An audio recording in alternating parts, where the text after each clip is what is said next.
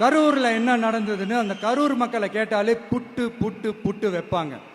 ஏன் மேல பழிய தூக்கி போடுறீங்க?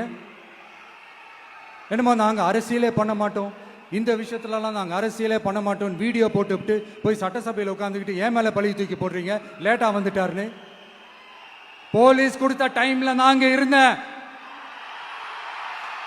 நாமக்கல்ல இருந்து கரூர் வர வழியில இருந்த மக்கள் எல்லாரையும் நான் என்ன அம்போன்னு விட்டுட்டு வர சொல்றீங்களா?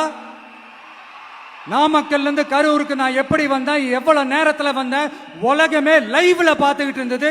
வாய் கூசாம ஏன் மேல பழி தூக்கி போடுறீங்க? ஒரு மனசாட்சின்றது வேணா?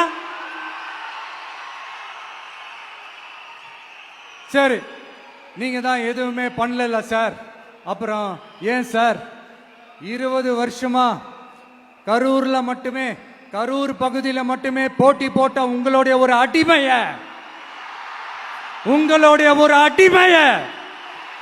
ஏன் கோயம்புத்தூர் வரைக்கும் ஓட வச்சீங்க?